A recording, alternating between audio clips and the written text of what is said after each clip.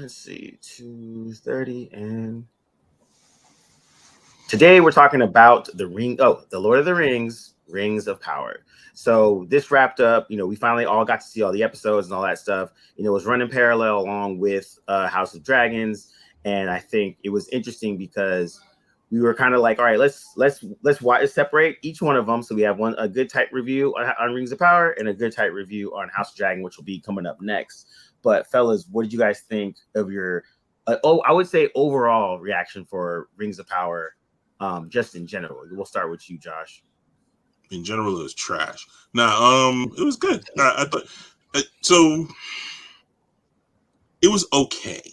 I think that and high okay. I think the biggest problem that they have, the single biggest problem they have, is pacing. The pacing is very uneven. I feel like there are a couple of story arcs that got way more airtime and are way further out in front of the rest of the other story arcs. Namely the Numenor and the Elven plots are a good ways out in front, and then everything else is trailing noticeably behind it. In terms of plot development, in terms of character development, in terms of just general movement, there's a lot of stuff. I think there were a couple episodes where everything was jogging in place, and I think those were unique opportunities to get those other storylines to catch up, and they didn't take advantage of it. They just kind of just jogged in place, and that was a little disappointing. I was hoping that the Harfoot thing would move a little further along, but I think that, in my opinion, that arc is either there's not a lot there and they really just jogged in place to sort of let it keep pace with everything else, and we just haven't seen that yet, or they're just doing a really bad job of managing story elements so that it keeps pace with everything else. The finale was cool. It was good. I guess. I think this is going to be one of those things. I hope it's going to be one of those things where what comes after is going to inform what we've already seen and sort of build on it and make it better. Mm-hmm. I'm of the strong opinion that that's going to happen based on, what little that I know, synopsis wise, what I know of what's coming next. It was a nice little, plot reveal. We finally know who Sauron is, and it wasn't who we thought it was. That was a nice little surprise. Didn't see that coming. It would have been nicer if the Harfoot storyline moved a little further along. That I would care about that a little bit more.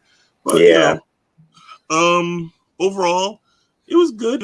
It was good enough that I'll watch season 2. I'll say that. But I really, really, really, really, really, really, really, really hope that they get the sort of bar graph together of where story elements need to go and how far ahead, and by not letting something get so far ahead of the storylines. Like the dwarf thing is kind of parallel to the elf thing, but then everything else is trailing way far behind. yeah. Cam, what are you thinking?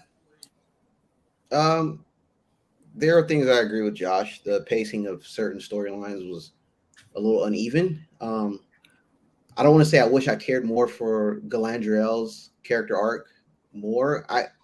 And the reason I say that is because I believe that as the pacing you and I'm assuming D had issues with, I think it's okay. And the reason I say this is because I don't want to compare this to House of the Dragon. It's just two different things happening. And like whereas I had issues with the pacing going a little too fast for me in the House of Dragon, I understand it though. I get it because like it works. And I think this is going to pay off in season 2 of Rings of Power because I look at it as like that whole season was like we are establishing characters. Now, granted, I've never like even in the trilogy of Lord of the Rings, we always wanted to go past the Hobbits because we wanted to see what else was going on, because the Hobbits in the same aspect wasn't as moving and interesting a character because they left out so many things that happened with the Hobbits from the books. But if you put those elements in, it doesn't make for a great movie. I think what we got here is they took some liberties, because when you go back and read it, like, that is an Ishtar. We don't know who that Ishtar is, because all the signs say, spoiler alert if you haven't watched it, that this is Gandalf.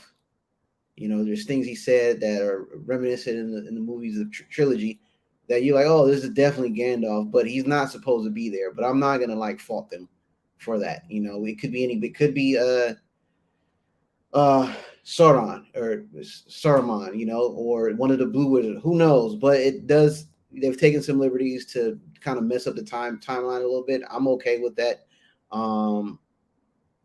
And I think they're just planting the seed. This whole season is slow as it did go and uneven and ebbs and flows. I think they're just laying out the complete groundwork of what we're going to see in season 2. And I'm hoping it's going to pick up a little bit, the pace will pick up a little bit better, and we get some more character development, because there's the things that I was unanswered, like about the rings, you know, and how they were like the creation of the 3 rings. When are we going to get back into like seeing the other 7 or the other rings that are created? I did like the element, like we touched on the Balrog for like a split second. I thought that was going to be like a major plot line. I guess that's going to be in season 2. You know, they seem to not want to put every egg in their basket for season 1 to hook you. Like Josh said, am I going to watch this next year? Hell yeah. But the criticism is very warranted. I love the twist, because I kind of wanted Halbrand to be a ring wraith, but we see who he truly is. And it's kind of weird how they went in that direction, because I never did once believe that the Ishtar was Sauron. Like, it was just too obvious. But they tried to give us a red herring in the beginning of the last episode, which was cool, but like I wasn't buying it. But there's like the Numenor, the Ishtar, the elves. I love seeing how that's going to unfold, but we won't see that until season 2. Very interested on how the queen, I can't even think of her name, of the Numenor moves. We have some, like, this new character that we really didn't touch on, the daughter of Isildur, or not sister, Isildur's sister. Like, we just see her, she does something, and like we never get any more story about her.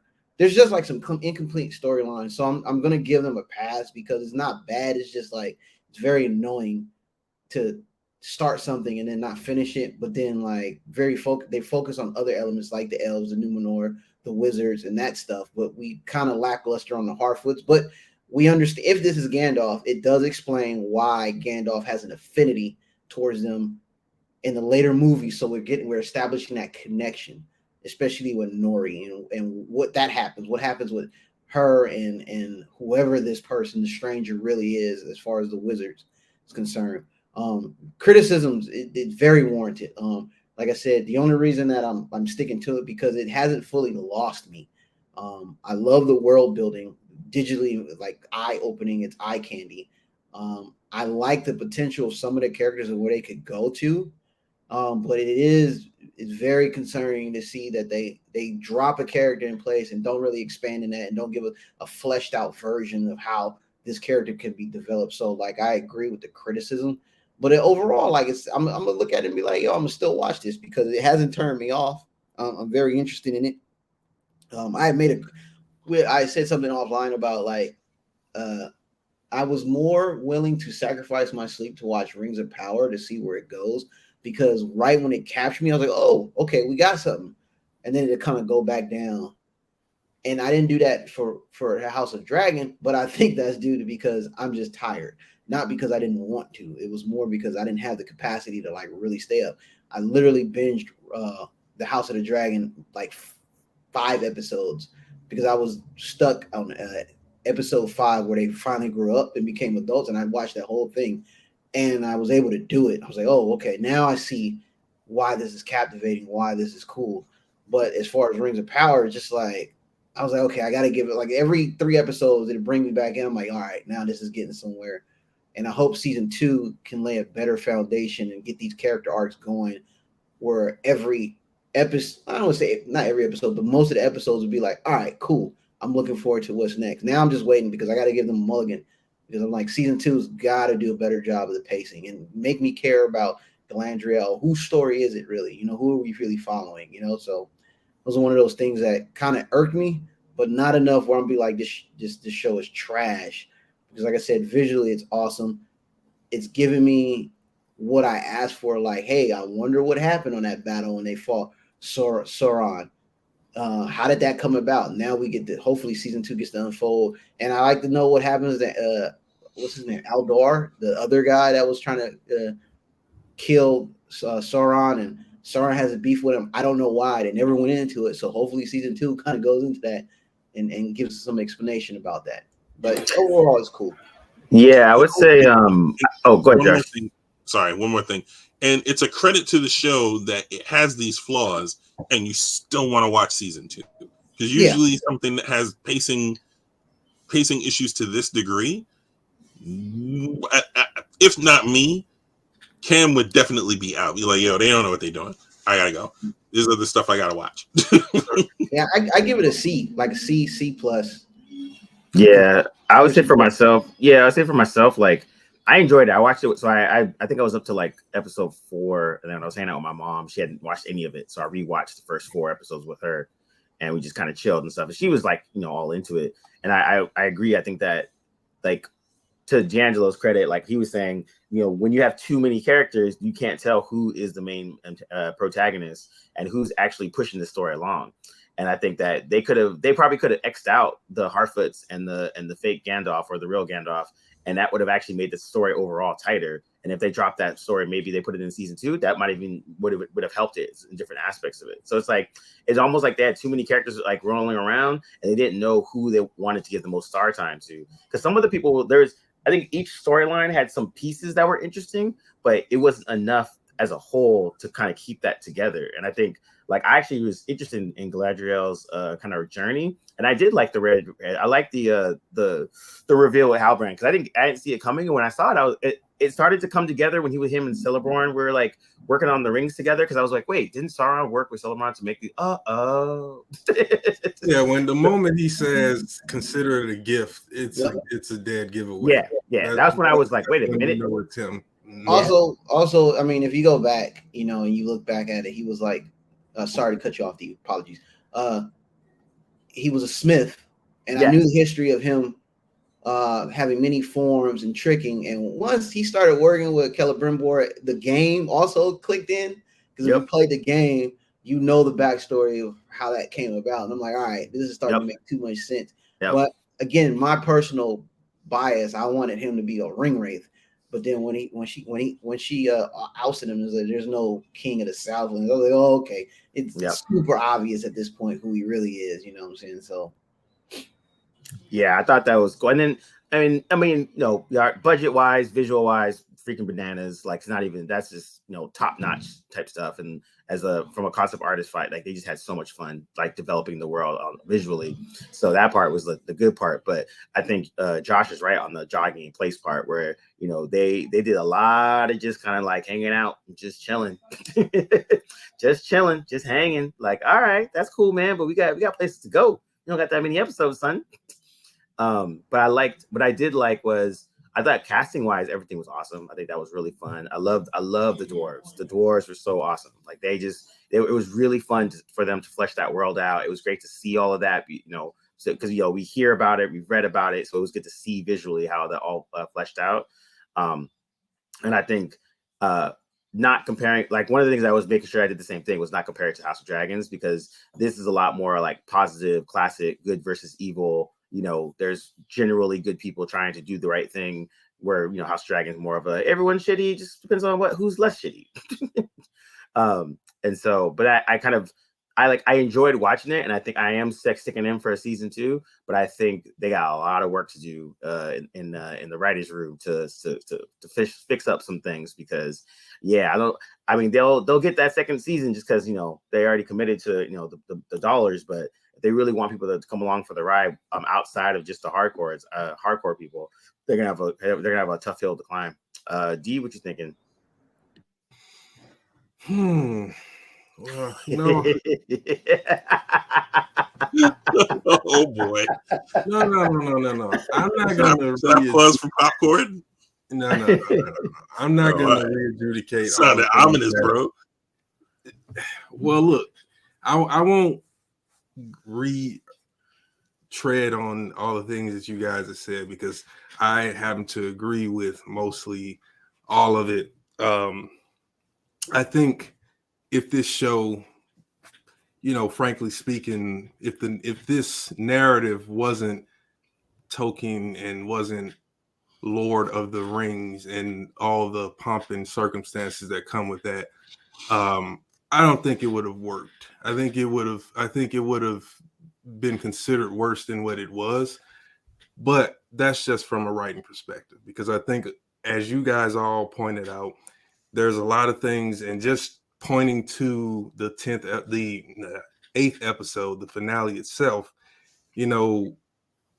I was sitting there and I'm watching it, and I'm just like, they set this red herring up and it doesn't make sense in the end. Like why? How do they not know that that's not Sauron? Like that just doesn't make sense to me. But then I thought the reason it doesn't make sense is because not many things have been really established and grounded in this world yet. And in a way that isn't passing, or a fleeting glance of this because the story of these individuals. And I think that, for context, if I may interrupt, for context, why do you think it was obvious that that it was Sauron? What that it wasn't Sauron? Yeah, it wasn't. Yeah. Well, I mean, I think for me it seemed that if that's Sauron, then you're going way off book, man. Like in terms of the adaptation, like that doesn't track at all of Sauron's activities during that time. Halbrand was more closer to it, but then my issue with that is if do you not make Galadriel in the end look like a total idiot? Because if Sauron was with her this entire time, I don't know. I just didn't. The twist was okay for what it was worth, but I would have rather seen more of a kind of developed build between Halbrand being there and working with Celebrimbor in a way that wasn't just all of a sudden, here we go, and now we're supposed to roll with this. Again, that speaks to the larger issues that they have with not really developing these characters, turning this story more into a Hollywood narrative in its pace. Galadriel on this journey of revenge to seek out Sauron. And honestly, if you know anything about the story, Galadriel honestly would not seek out Sauron on her own, because she stands no chance against him. and she would know that. So I don't know. It's just some things, some narrative choices. It all comes down to narrative choice. And I think the narrative choices that they've made in the first season, not giving us any real kind of payoff to the Dwarven storyline, other than, okay, Durin is temporarily, I guess, disinherited. And then you have the Balrog emerging from the mithril disruption or whatever.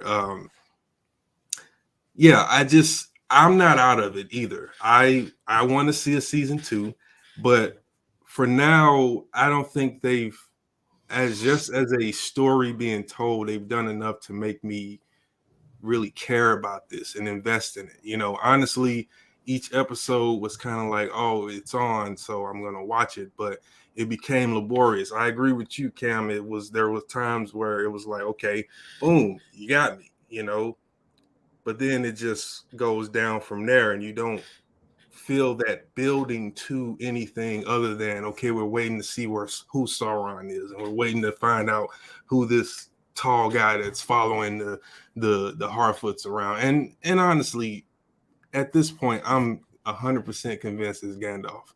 And no, I will be very surprised that if it's another character, but I'm 100% sure that's supposed to be Gandalf for this iteration of what they're doing for that series. But and then the rings itself, the all of a sudden now Galadriel is on board with making these rings, and even though she knows Sauron is what Halbrand was Sauron and all these things, there wasn't enough in between those two plot points that made it stick. So sorry, I want to add something to what you said. You made a really good point. Galadriel, for so smart, she's like the Olivia Pope. And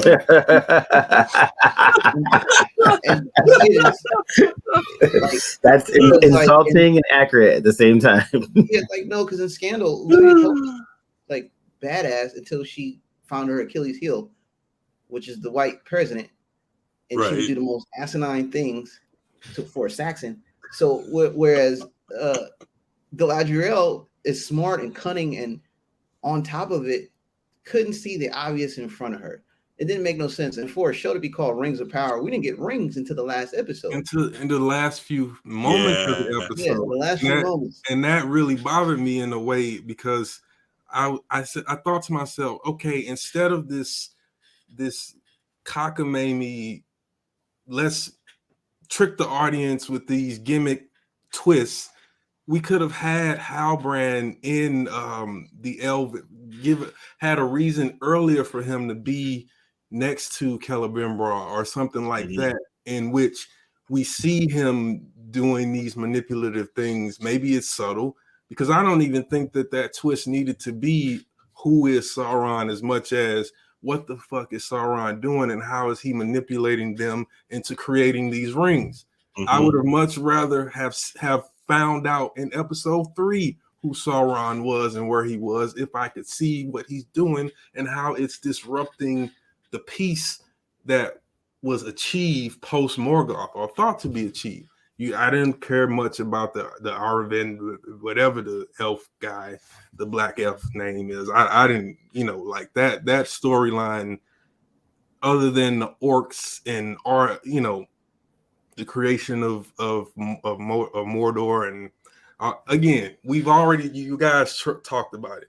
Too many things that are not connecting. So hopefully, in season 2 for them, they scale back on a lot of this sort of trying to twist the audience and trick them into this mystery of who's who and who's where, and just kind of lay out the story in a way that's building to these great battles that we know are coming, these moments that are going to be key, the changing of the world, if that happens in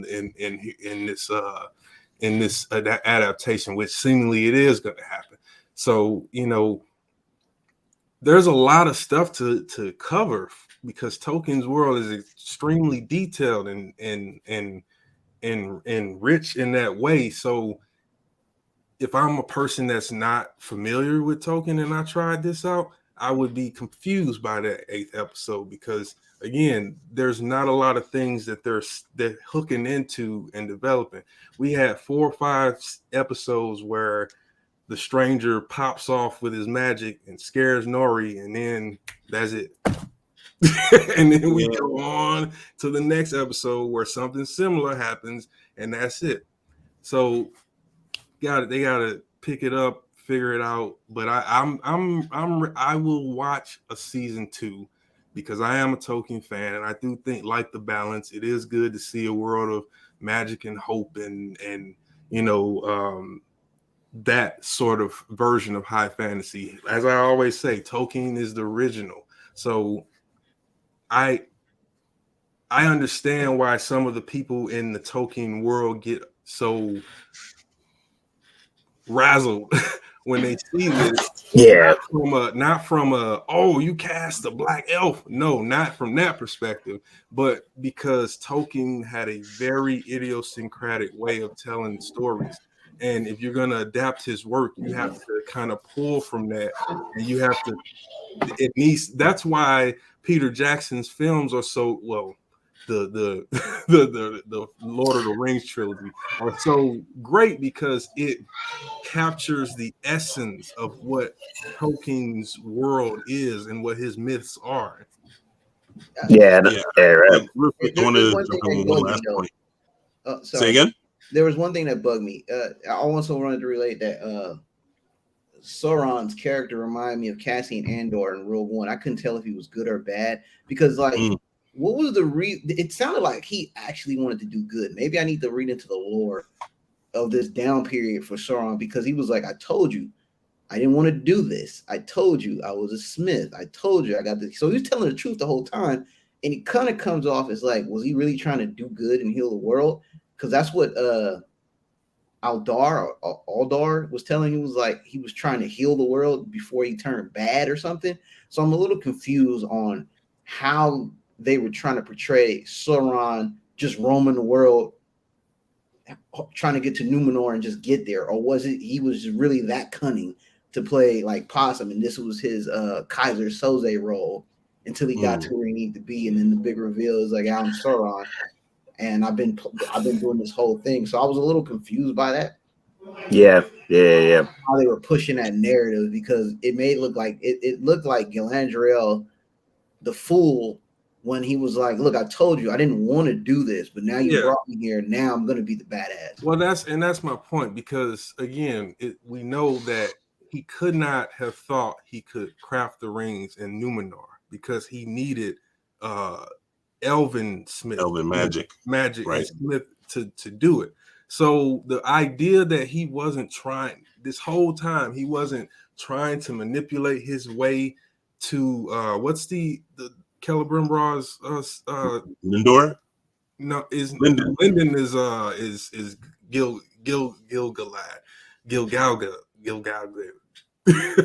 That's it's something with an E. Help me out. It's what's its area whatever. I'll get it right. But he the fact that he's not trying to get there in any way, and that Galadriel kind of seemingly brings him there by pure coincidence or circumstance. It doesn't Eregion. Yes, Eregion. Why wasn't he trying to get there on his own accord before he finds Galadriel? Why was he going to stay in Numenor and not? I don't know.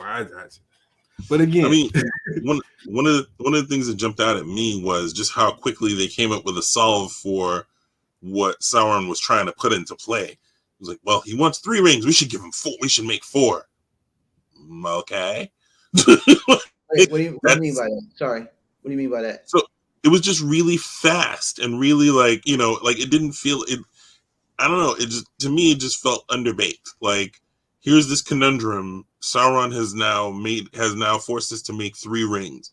He wants 3 rings. That's incorrect. So, that's incorrect. Correct me if I'm wrong. He made one ring to control the flesh of men. Once he left, they made 3 more rings without the influence of Sauron. So throughout the lore, Sauron couldn't influence the 3 elves. Right. Because he was not there for that process. He left after he made the 1 ring. In season 2, we're going to get all the other rings he creates that's going to be controlled. So when he clicks on the gauntlet, everybody's going to be under control except on 3 elves because they made those in secret without his influence. That's why. Well, wait. So how many rings did they make? Right now, it's 4. He made 1 ring. Then after he left, they made 3 more and said, we do this for ourselves and not with the influence of Sauron. Oh, okay. I misunderstood the count then, and what the okay. I Okay, didn't I catch understand. that he made the ring. I didn't That's my assumption after he bounced. because when did he do that? I mean, we saw them working on the ring, and then he confronted Galadriel. They go through that sequence of him doing the magical beating her up around or whatever, and then he leaves, and then they create the 3. So I don't see when he creates the one ring, and then they make the decision to create. I see when they make the decision to create the 3, but where did he create the 1? Or we just assume, and that's a big thing. That's a big thing. So we either assumed that ring was made because he bounced, or who's going to make that 1 ring, or does he have the technology to make that ring? If I'm watching this and I don't know that fact, and I don't see like it. Me? Exactly. So this is the Achilles heel of Ring of Power. It helps to be familiar with the story. Right. The source if you're material. coming in as fresh, this may, unless you're a diehard high fantasy type of person, you're just willing to just dive into it. If you're not familiar, it's going to be a tough watch. If you're familiar, you have a little bit more patience with this because you know there's going to be some things that's going to pay off. And you already know like what's ahead. We're just seeing. It's just like watching House of the Dragon. We know what happened in the future. Now we want to see how these events led, or we just want to know this particular era.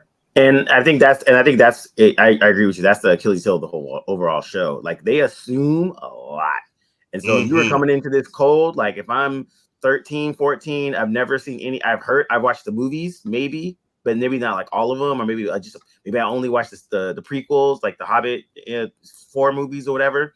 So you're right. I think that's it. It adds to a level of assumption that that you have to kind of just generally they're assuming you're familiar with the lore. And I think, but then from a filmmaking standpoint, I just assumed that the reason why Sauron left is because he already had his ring, but I didn't see that.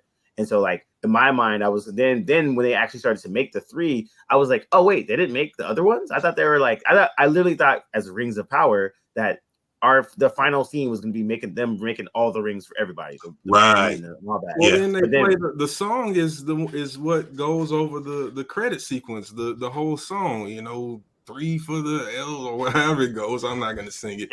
And 1 to control them all.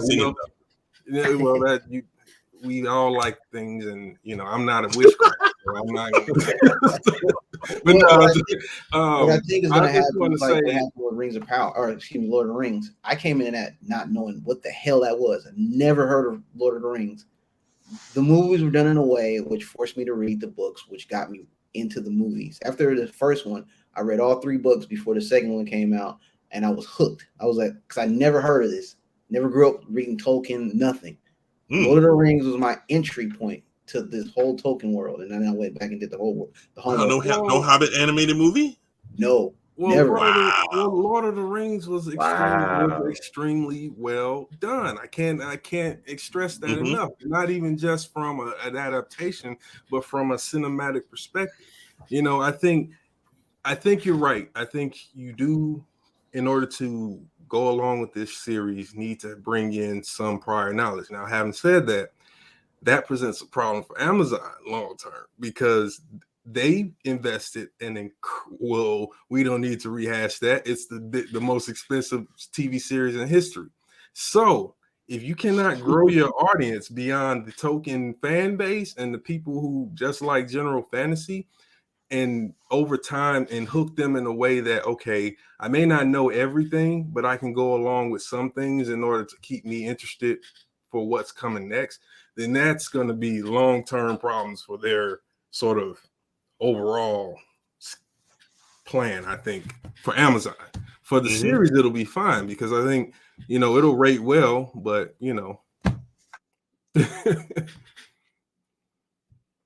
Yeah, and I think that's the thing overall. It's interesting because it's crazy that Josh brought up the animated series because that was my introduction. My introduction was I actually read The Hobbit, or the Lord of the Rings, the first one, and then I had watched the movies, the cartoons at the time. And then from once I finished the cartoons, then I went back and read the other books. So when the real stuff came out at that time, and I remember because when Lord of the Rings came out, I think Harry Potter was out at the same time, around the same, like I think it was like the second one. It was around something like that. But I didn't watch any. I didn't watch any of the Harry Potters because I'm like, why are you gonna watch this stuff when Lord of the Rings is out? Like this is far superior. And I didn't watch Harry Potter till way later. And again, I enjoyed it, but I think you're right. Because they're leaning in heavy on, hey, you already kind of know this. We're just filling in the gaps. And I think that's something that they just didn't pull off as well. And I think that's the thing. What's it called?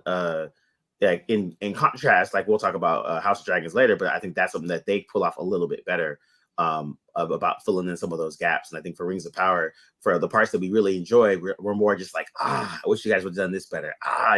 You're almost there. Like, yeah, I see what you're trying to do. See where you can see the visual, like you guys said, the visual world is amazing, and you see the potential. The acting is pretty good, and there are a lot of good things in favor for it. That's why I said it shouldn't be said that. I think everybody should give season 2 a chance because it was only 8 episodes, so we know that one of the other reasons why I'm going to give them a chance is because they went in with a 5-year plan, so they know where they're going. Even if the execution is going to be rocky, they know they have a beginning, middle, and end for where they're taking this thing, and I respect that, and I can get behind that because often in the best examples of TV history, they're the series where the writers go in, they say, hey, here's my 5-year plan. This is how the story's going to go. And that's that. Breaking Bad, Babylon 5, all the best ones did it. So again, for that reason alone, I'll be there for season 2.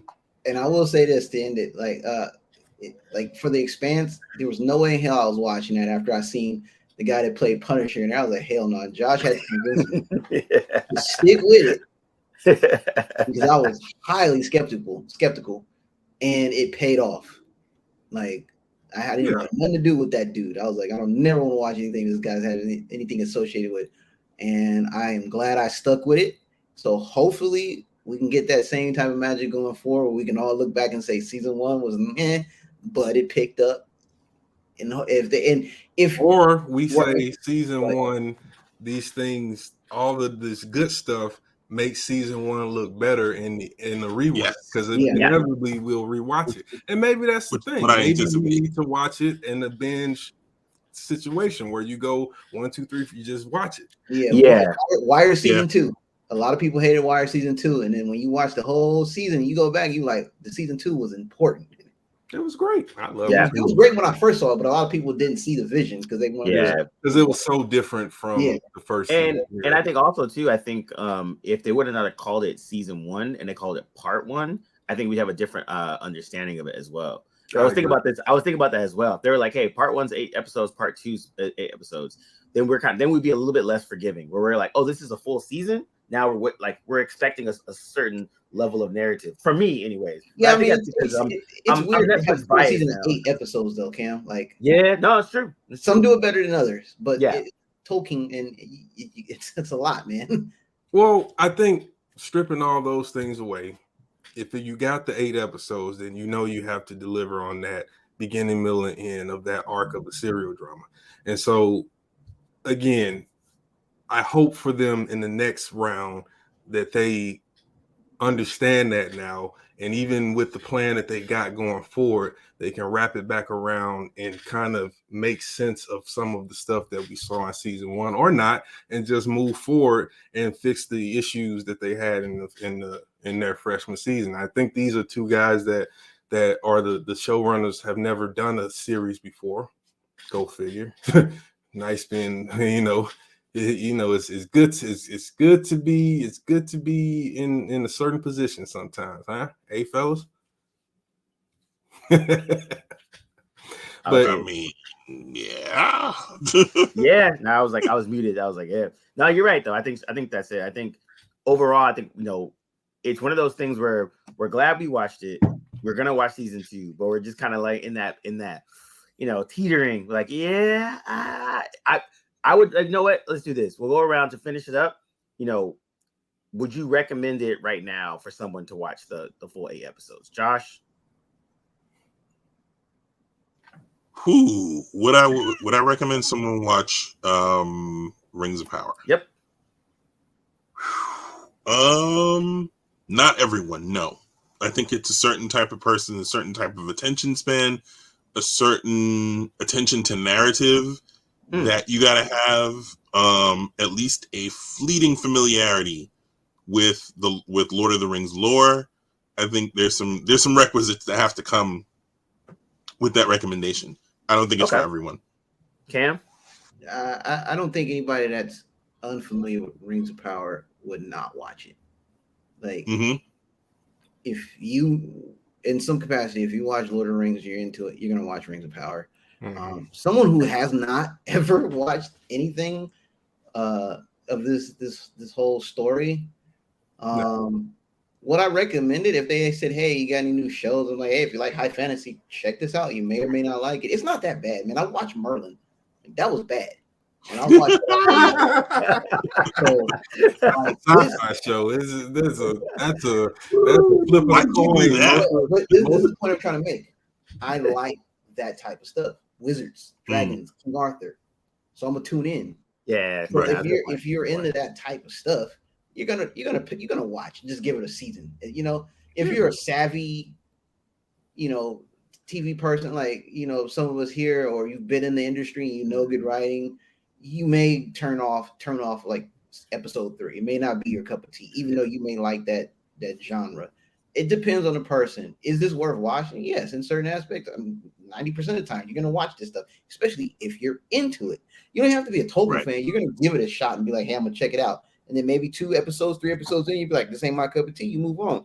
I wouldn't say this is not worth watching. There are shows that are not worth watching. I don't think this is one of them. So yes, I would recommend this to other people. And then I agree with that last part. There are shows that are not worth watching, and this ain't one of them. But with that in mind, no, I would not recommend it to everyone. But like has been said by the other fellas on the panel, I would recommend it to people who like high fantasy, who like you know, the magic in the world of this medieval high fantasy sword and sorcery storytelling. Watch it. I mean, give it a chance. I think it's worth a chance. It's worth giving a shot. You know, I can't speak for Wheel of Time or any other thing else, but Rings of Power is worth giving a shot. You know, they put some effort into it. They're on a learning curve, but if you like Tolkien, if you like high fantasy, if you like the sword and sorcery, go for it. Yeah, I will say this: you know, the Wheel of Time and Rings of Power were bundled together as a panel at Comic-Con. People slept through the panel and were almost out of their chairs for the Rings of Power panel. Just saying. People want to watch it, man. Like, again, it is what it is. Well, the Wheel of Time get a second season? Yeah, I have no idea. I think so. Yeah, it does. It does. I only know that because they beat us in the head with that at Comic-Con. Oh yeah, I was saying they probably a third season probably going to be really tight for them, depending on what happens with Rings of Power. I would assume. I think it's going to be necessary based on the little bit that I've seen and how they seem to be setting up. It seems like it's absolutely necessary that you like. It's almost a waste of time doing season 2 unless you're going to do a season 3 for the story they seem to be setting up. All right. Well, we'll skip that since nobody watched it. I've watched the first episode. That's a whole nother conversation. But I could not make it through the first episode. I fell asleep. A world record for me, 4 attempts. I fell asleep on all 4 attempts. Wheel of Time. Wheel of Time. Yeah. You good people told me not to turn it on, so I won't. Bro, I'm just saying I'm holding out until I read at least the first novel. So once I do that, then I'll check out the first season. But for now, Wheel of Time is not on my list to watch. Yeah, I'm a huge Rosamund Pike fan.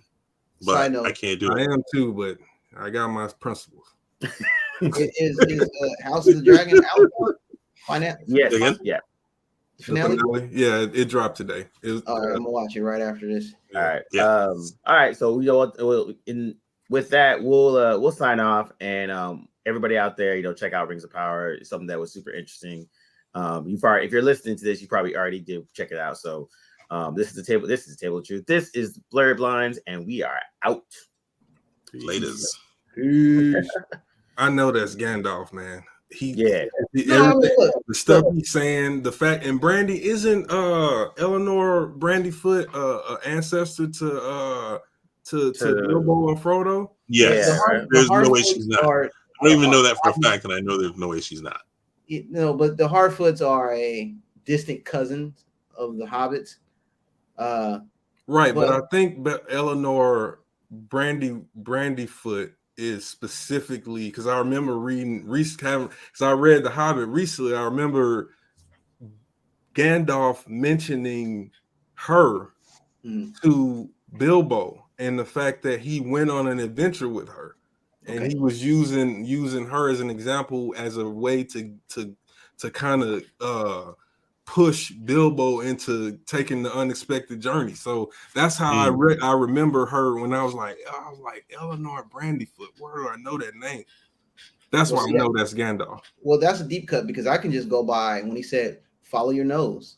Well, that was the low hanging fruit. Yeah, right there. But then there's also when he when he did that power move and it got black behind him. Yeah. Like, oh, Gandalf And the fireflies, the fire, the fact that like there's so many elements that leads this to be Gandalf, even though it does not fit the timeline of when Gandalf should be there, because Gandalf does not arrive until the third age. We're in the second. What told me that they weren't going by that is the fact that is the Sauron reveal.